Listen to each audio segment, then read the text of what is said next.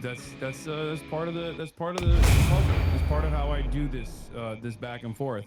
But I like it's just difficult for right people to now, grab. real quick. What's up? Like Banana Banana, you made like one or two or maybe three videos talking about the AOC Bernie interview, and then I don't know how much you watch of us on I talking think about it, but like just talking to each other now and clearing that up. Do you feel like that clears up anything now that you see that he's kind of no, not has really, a because I think a lot of that, like, there was the initial reaction to the interview, and there was like responses to people who want Hassan, responses to people like who want Hassan but are defending, or like the whole like engaging with the mainstream Democratic Party, like people feel sorry and stuff like that. And yeah, that was basically the whole thing there.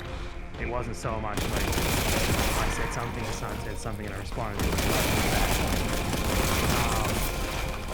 What I would say is that Americans wait what they see. And if there is something you can prove, it's that these people are ultimately fucking useless, and you're gonna have to do it yourself. Yeah, here's the thing. Kind of I understand. What? sorry, go ahead. No, I understand that like the modern Democratic Party is entirely useless. The Democratic Party is well, it's not entirely useless. They can be put to good use on select issues or across the board. Maybe one day it could, in a totally idealistic world, they could be a functional working labor party. Obviously, we're not there, and we might never get there. And I don't agree with that. But this is, I just wanted to offer clarity on the framework that I operate off of, because I think that you and I both will recognize that Americans don't have a semblance of class consciousness. And I feel like at this stage, the most important thing you can do is to pull people back from reactionary discourse, pull people back from reactionary ideals. And the best possible way to do that is by constantly reasserting the position over and over again that the Democratic Party has to have a class first politics. And also that, these people that have been targeted as like vulnerable populations, marginalized identities that are presented as your enemy are not actually your enemy at all. It's simply a red herring, a distraction that the reactionary forces uses, and the Democrats are wholly incompetent at dealing with because they don't have this class first politic. Okay, first thing here is that the whole reason why you have this idea that you have to like you're sort of stuck into working with the Democratic Party. It's not your fault, obviously, because you want every single person to fuck the United States of America. But this is sort of like a self-perpetuating circular logic, and I mean, I'm not blaming you for having. Every American has it. It's like we have to work within the Democratic Party, and then you not do anything and you don't feel that.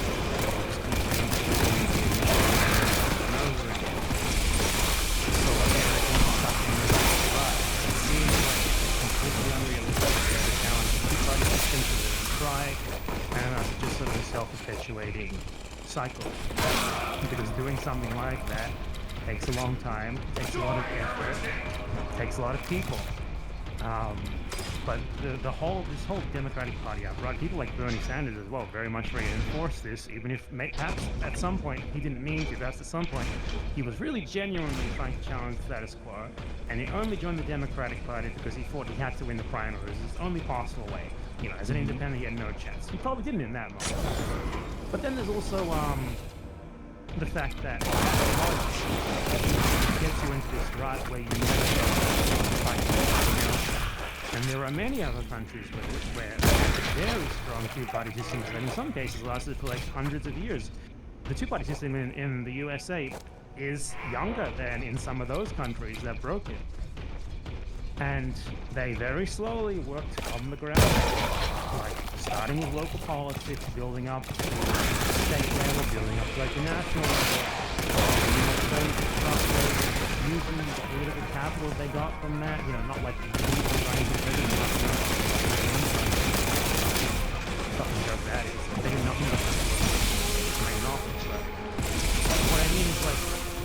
start small. You have to build up from that until you can eventually challenge on the main stage. Now, the issue of this is, you know, like, honestly, I'm not sure that we can any consequences of climate change basically take over the entire and where the political system we're trying to get into in this breaks down. So, I mean, I guess people should still do it, but what I'm trying to say is Americans have like this circular logic, and that it very much serves the Democratic Party as well.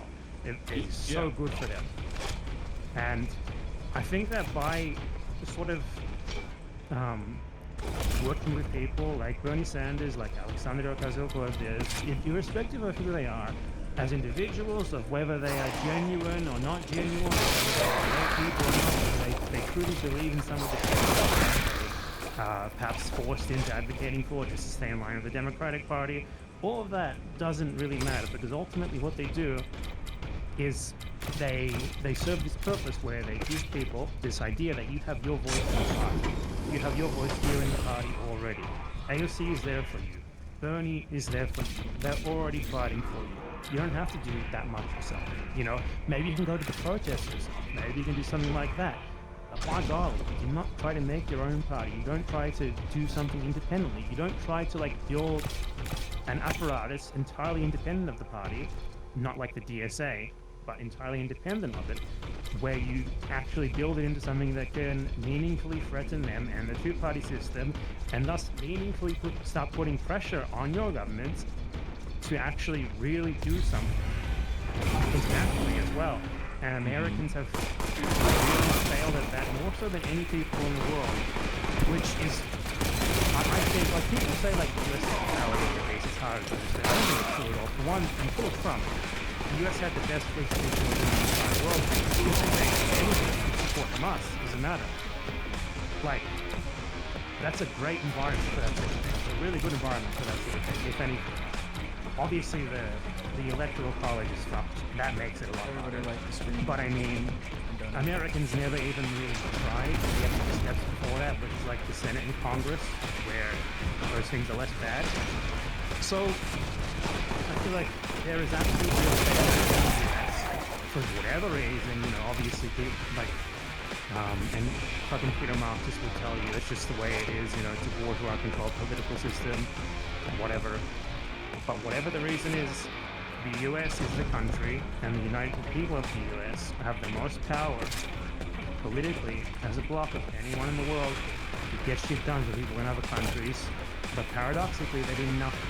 And by the way, I agree with everything that you said, and it is also a part of my vision. That's why I talked about class consciousness and instilling class consciousness, and also working on building movements outside of the party, and not like community organizing. You know, that can be valuable as well, but building a network of pressure that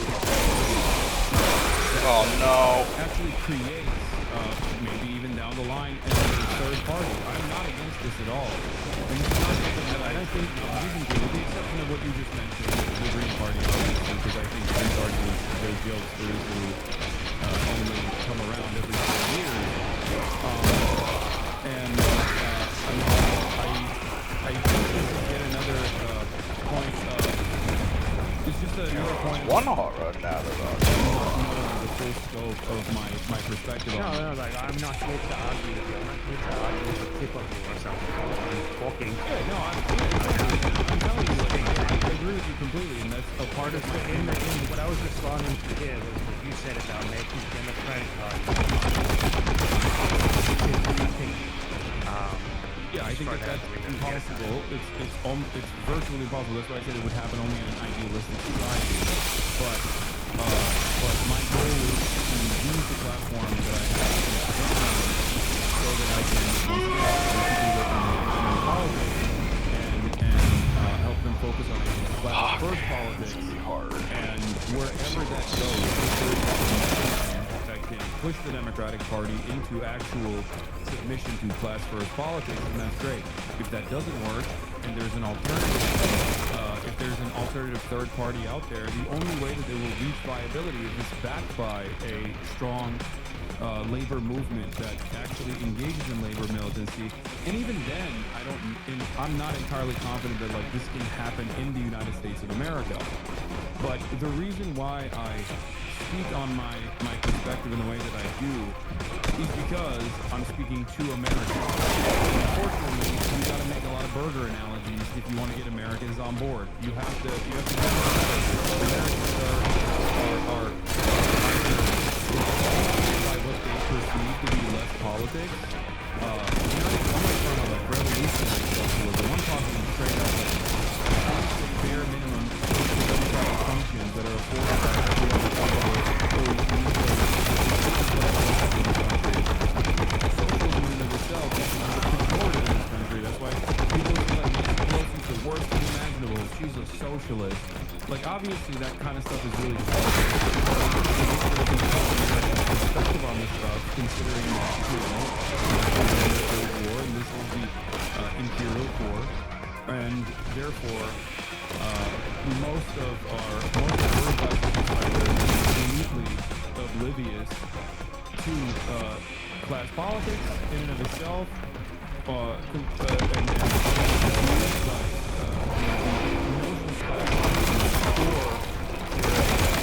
incredibly angry at even the thought of it. Like they are repulsed by it, they get mad about it, which is why I have to temper my commentary on this front. Well, I think you have to be careful with class politics in the US. But it's a completely different reason to what you say as well. Because there is an element where Americans benefit greatly from doing things other countries. In many ways they don't. Oh, what? Oh no! Oh no! Oh no! Oh, hot diggity dogs! They get the biggest share of the spoils. Yeah. Or you could appeal to Americans in a way where, like, they perhaps see beyond national lines and understand themselves as part of the broader whole. And I think if you were talking about the union, for example, the average American labor union is like, it's basically like I wouldn't even call it a union, like in terms of like, Brits call it which is not like cop unions, but like corporate unions or unions that are completely servile to the interests of the Democratic Party under the AFL-CIO. Not even just that, like unions themselves, in general, obviously narrowly focus on the interests of their members. So that's why you get things like the American Big Tent labor unions being like, oh, like let's get the Lockheed Martin float at our parade or whatever. A huge victory for Lockheed Martin employees. 10% raise. Yeah. You're mixing and matching with whole different things, but yes, I know what you mean. Of course. Yeah. Well, what I'm saying here is that what you were going on about there was about class politics in the USA. I need to get people on board with this idea that socialism isn't bad. I think you're looking far too much into the future with that rhetoric, because I'm not even thinking about fucking socialism right now, and people think I'm like a radical communist terrorist. Like, I'm not thinking about any of that shit right now. There's so many more immediate concerns that we have to work with, citizens that we have now. Ultimately, I have no faith in Americans ever doing anything, unfortunately. Like, if you ask me what are your solutions, I don't have solutions for you, buddy. We have a limited amount of time before she hits the fan. I would have thought previously that something like what is happening in Gaza would cause like a Vietnam level like cultural like schism in the US. It hasn't actually supported anyone, not even in Europe, where places 20 years. And also there was direct involvement with Americans actually going there to fight, which I think is the reason why there was a lot more resistance. Americans are inherently very selfish people, and until they're drawn into the fight themselves in a way that is more meaningful with a draft, not just like the poverty draft, or not just necessarily like a bunch of people that want to get a communications degree for free going out there and getting their dicks blown off while defending some fucking poppy field in the Karengal Valley, but like literally a draft. Only then will selfish Americans actually get up to aggressively protest in a militant fashion, in a way that would truly harm the overall interests of the American State Department. Yeah, I mean, that's true. It's the whole thing. It's the whole reason why we're in the place where we're in. The U.S. does not have rival to compete with that much. Geopolitics, China,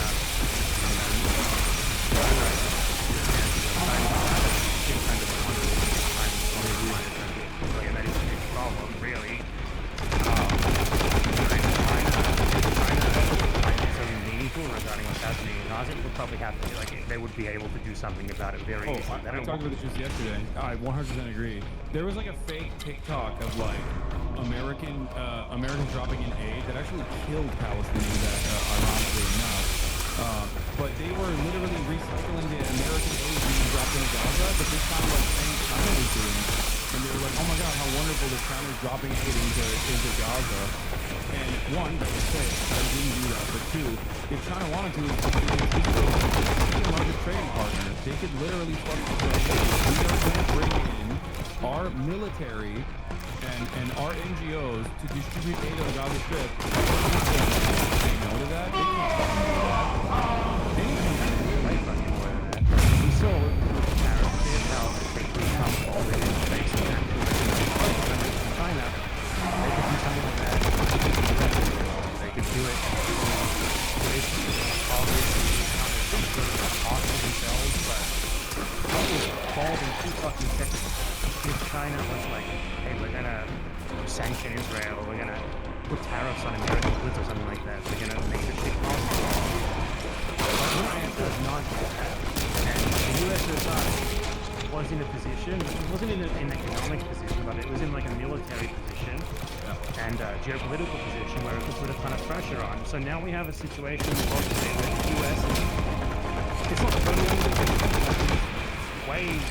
way more on the distance than it ever has been before. And we're looking at Gaza right now, and I can't tell you what to do about it at all. I can tell you what you should do. Get me banned, so I'm not going to. Yeah. But still, even if we all did that, I don't think it would change that much in the grand scheme of things. I don't disagree with you on anything, and also, like I said, this is the exact same shit that I say on my stream for the most part. I'll take it one step further, as far as like China's lack of interest in undermining American footholds in its own backyard in the Philippines. I feel like if China operated in the same way as like America did, or even the fucking USSR did, for that matter, they could just like arm the Philippine Maoists instead of working with the Duterte government as they did to disarm them and to actively work against them. That's a real destabilizing force in the country, and China doesn't even use it. Instead, they're just doing water spraying for their coast guard, while simultaneously trying to set up an ASEAN security partnership where the Philippines are the only fucking party that refused to sign on. Why would they refuse to sign on? Because they're comfortable being an unsinkable aircraft carrier for the United States of America. So I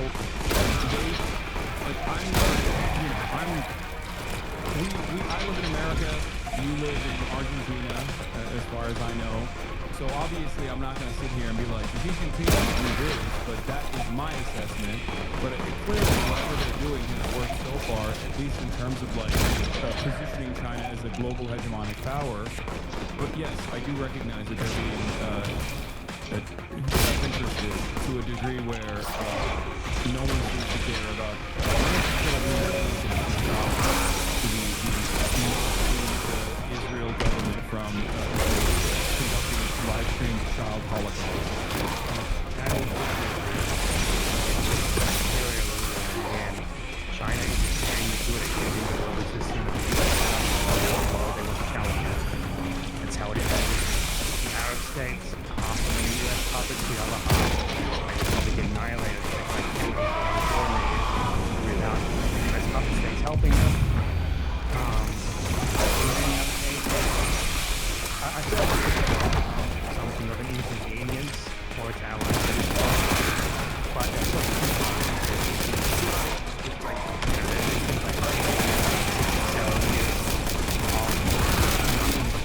for Israel. So at this point,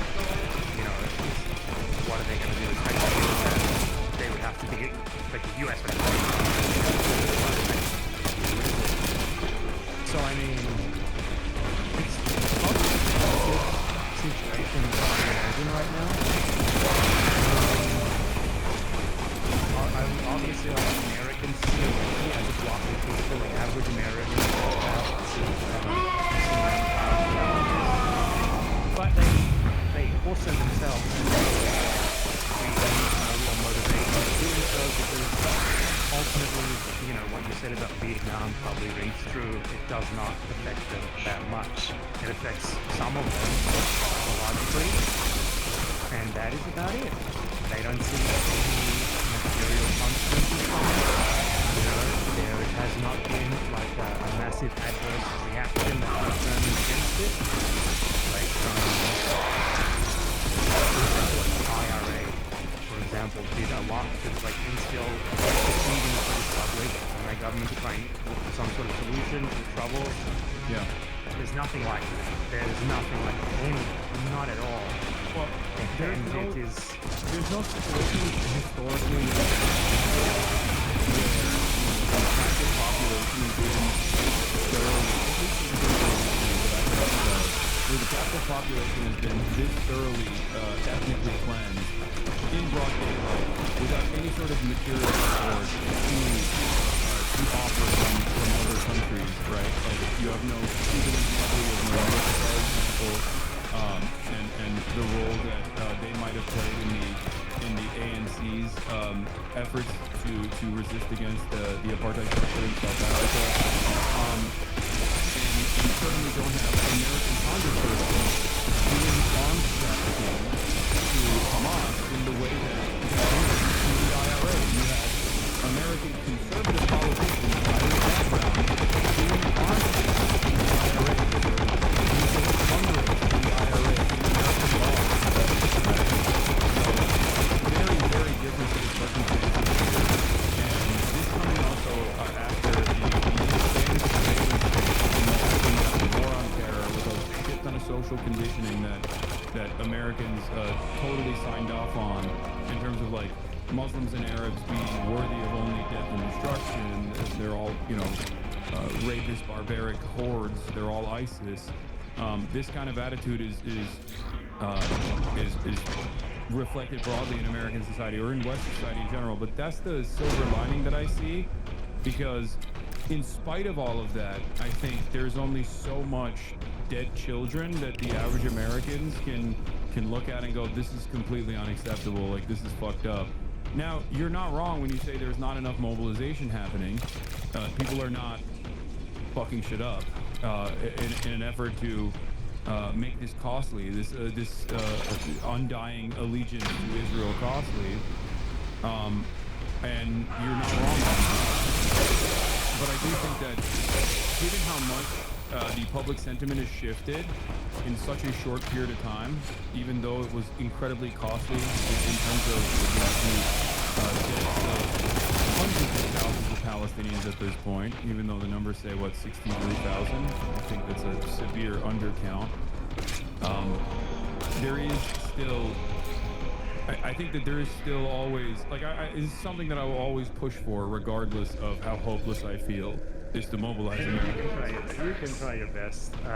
It is absolutely true that in an ideal world, like, the number one way to fight this would be to mobilize people in the US, Europe, Australia, Canada, you know, these places which are Israel's primary backers.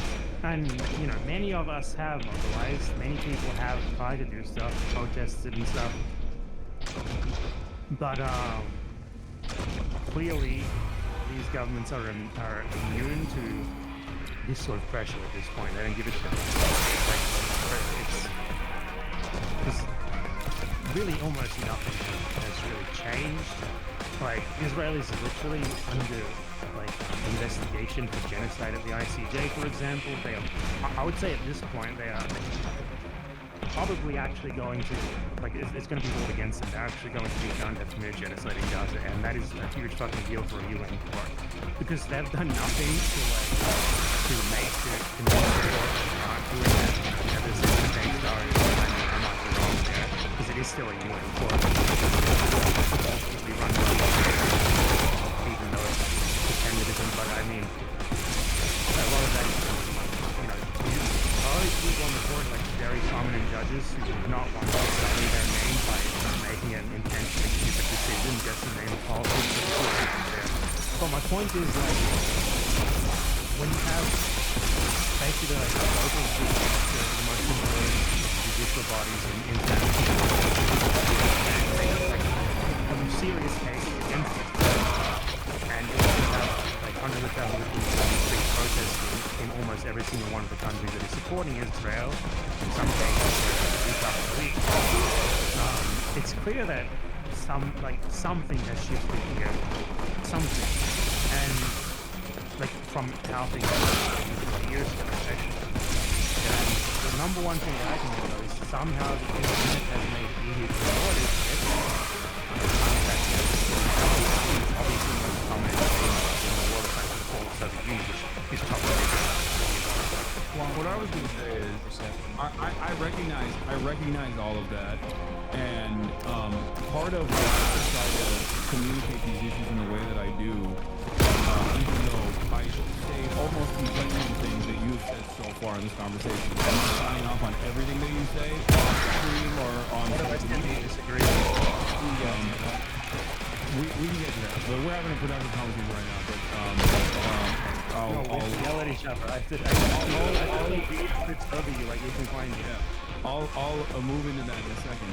But the reason why, for example, why did I broach the subject of Israel with Bernie on First Amendment grounds and the unlawful detention and possible deportation of Marcus Khalil? Because I understand Bernie Sanders' position. I don't agree with it. I think it's repulsive to maintain the idea that Israel has a right to defend itself.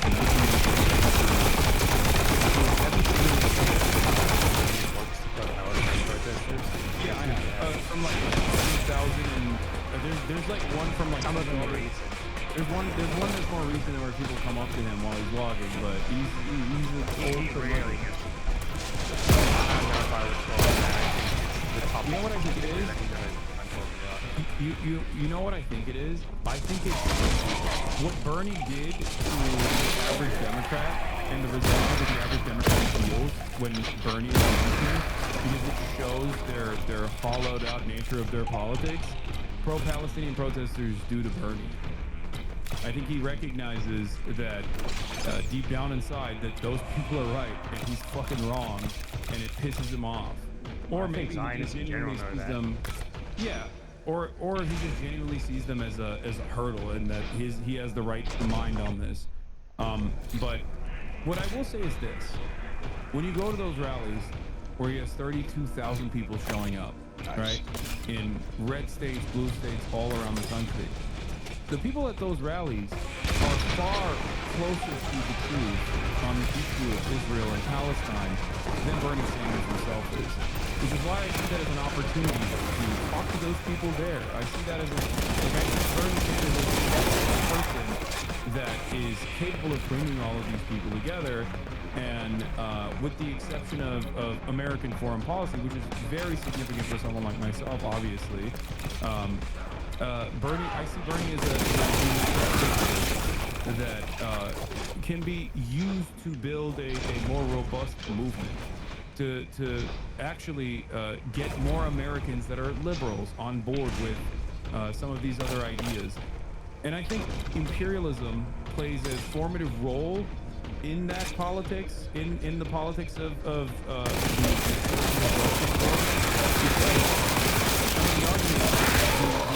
alternative argument to but also recognizing their class position on the international scale and how much they benefit from the unequal exchange globally. The alternative also is that every dollar spent on global war and the extraction of natural resources and all of that endless bounty that doesn't even translate to American material conditions improving could be a dollar spent directly on fixing the roads, fixing the potholes. A dollar spent on a bomb could be spent on educational material for children, better schools, a better ISP system, more robust welfare states. So this is like it's such an easy flip once you get Americans to that point, I think. And that's why I, regardless of my disagreements with Bernie Sanders, still hold some respect for him for being able to put this kind of politics in the forefront in a country like the United States of America, where I feel like before his 2016 run, positioning himself against like the establishment Democrats, it seemingly was a rudderless ship heading down the same, I guess, like necro state that we have become, regardless of Bernie running. But at least now there is like more less organized in the country, whether it's a more robust PSL movement, DSA, and even more unionization. Our labor union participation is pretty fucking low. Okay, let me grant I don't care to argue with a lot of the stuff that you said, because honestly, I don't think it really matters. But One point to okay, Hassan. the left movement in the U.S. is big now. Let's say that's okay. Oh, what? And all these other things. Does it though? Has this changed anything? This banking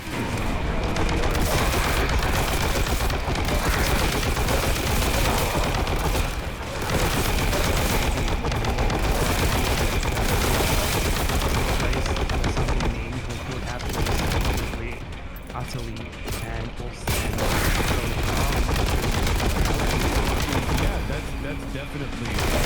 That's definitely more pessimistic attitude, and there are some other cases where I feel that way, but I try not to succumb to that feeling and still push on, knowing full well that like this movement is still marginal, it's still tiny, but it grows because who knows where we might be at. And at the end of the day, the least that the American left will do is like try to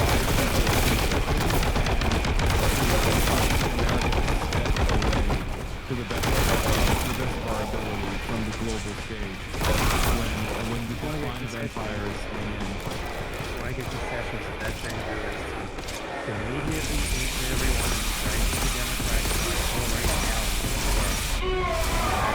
decades to do it, probably too late. Why not try? Because doing it right now isn't doing anything anyway, so what's the difference? Doing great things or what? I'm saying you're not, I'm not arguing. It doesn't have to be an argument. It doesn't have to be an argument. I think we're probably the best possible option we have to do that too. I even for like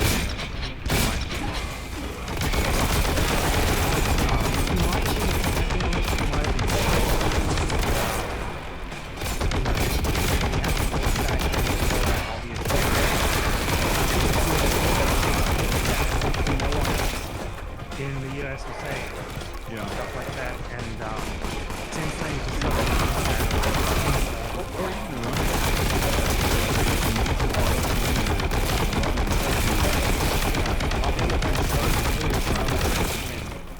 it's just a shame that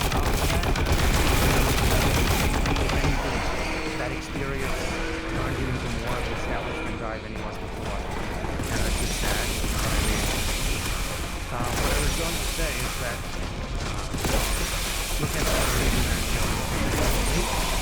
that is an issue that's very many Americans, many. That guy, I haven't seen calls on him, but I would assume that a majority of people who know who he is and what he did probably in favor of him.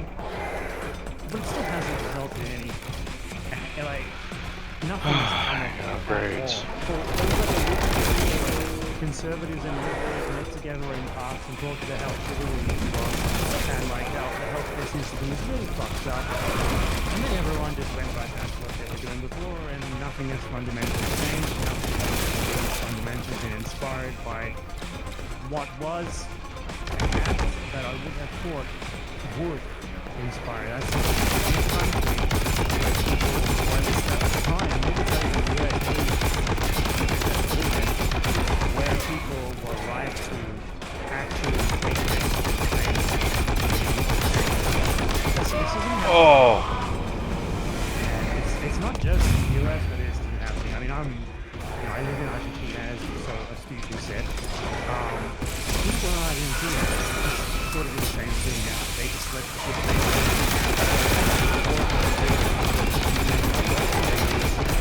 and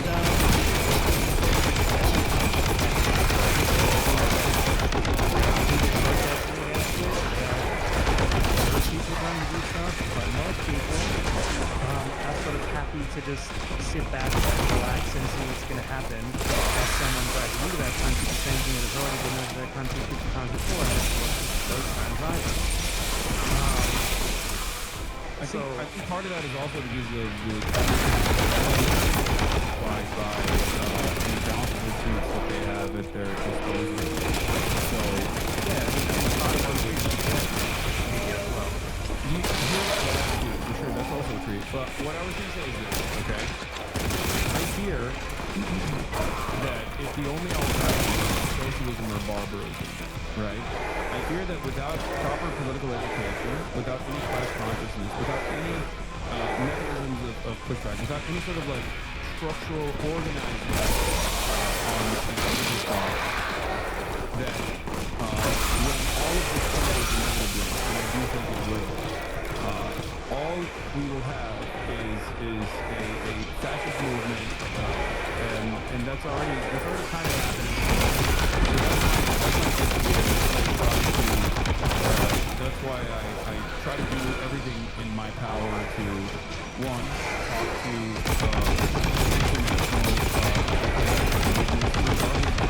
democratically aligned they are, even people like Mendes Sean, and in an effort to try to get people to support and move in this opposite direction of I think a lot of, I mean, you could do with your content that might maybe help you use the position that you're in to do something that might actually matter, which is really actually starting party, work inside the Democratic Party, lead by example as well. Like, if you're going to talk to Bernie Sanders again, scream at him in the face. Scream at him. Please, use that one opportunity. I mean, how many more times? How many more times? Right? Okay,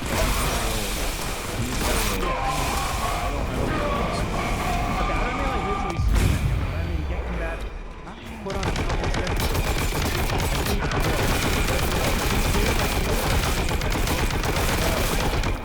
why not? I think Ash Sarkar had a really productive conversation with Bernie that people use all the time, where he presented some of these questions because he had a longer opportunity to have a longer conversation with him. If I'm not have that with you, you're way bigger than that. Yeah, I think because he's had that conversation once already, he's probably a little bit more worried. I don't think he's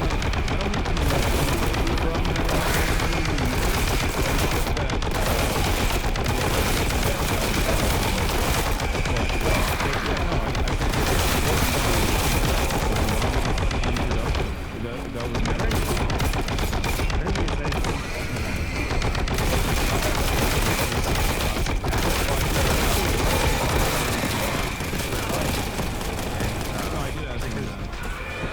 Did you? Yeah, that was the other.